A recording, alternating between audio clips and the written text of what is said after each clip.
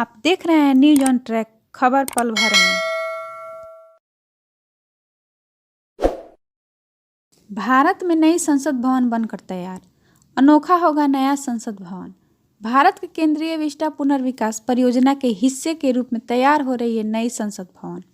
यह नई दिल्ली में पुराने संसद भवन के सामने स्थित है, जिसका इंटीरियर डिजाइनिंग का काम ही बचा है और उम्मीद किया जा रहा है कि इंटीरियर डिजाइनिंग का काम बजट सत्र के प्रारंभ तक पूरा हो जाएगा।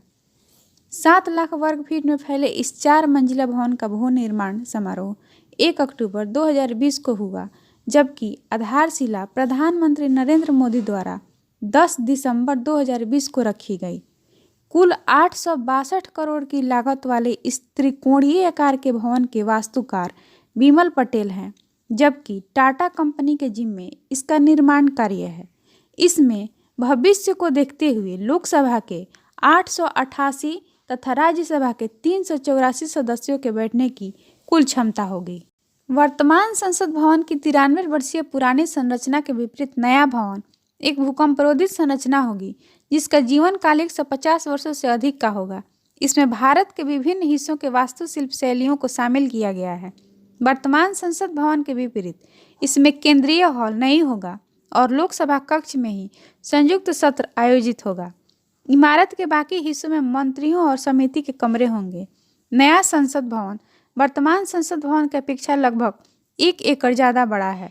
आपको बता दें कि भारत सरकार द्वारा प्रायोजित सेंट्रल विस्टा जीर्णोद्धार परियोजना रायसीना पहाड़ी अर्थात राष्ट्रपति भवन से लेकर इंडिया गेट तक कर्तव्य पथ, जिसे पूर्व में राजपथ के नाम से जाना जाता था, के किनारे तक स्थित केंद्रीय प्रशासनिक क्षेत्र, जिसे सेंट्रल विस्टा कहा जाता है, को विकसित करने के लिए एक पुनर्विकास परियोजना है, जिसकी अनुमानित लागत 13,450 करोड़ रुपये है तथा यह 1.9 मील यानी 3 किलोमीटर के क्षेत्र को विकसित करने की एक योजना है, जिसमें एक नया संसद भवन, उपराष्ट्रपति और प्रधानमंत्री के नए निवास और कार्यालय तथा सभी मंत्रालयों के लिए एक नया आम केंद्रीय सचिवालय तथा नॉर्थ ब्लॉक और साउथ ब्लॉक को एक सार्वजनिक संग्रहालय के साथ साथ सामान्य केंद्रीय सचिवालय और एसपीजी भवन भी शामिल है। सेंट्रल विस्टा जीर्णोद्धार परियोजना को लेकर तमाम तरह के विवाद भी उठते रहे हैं।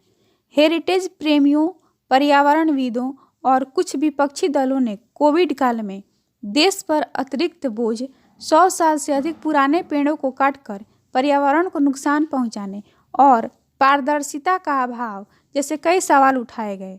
इस परियोजना पर रोक लगाने के लिए दिल्ली उच्च न्यायालय में भी एक याचिका डाली गई थी, जिसे उच्च न्यायालय ने 1 लाख रुपये जुर्माने के साथ खारिज कर दिया और इस तरह मार्ग प्रशस्त हुआ सेंट्रल विस्टा जीर्णोद्धार परियोजना का, जिसका पहला भाग बनकर तैयार है नया संसद भवन।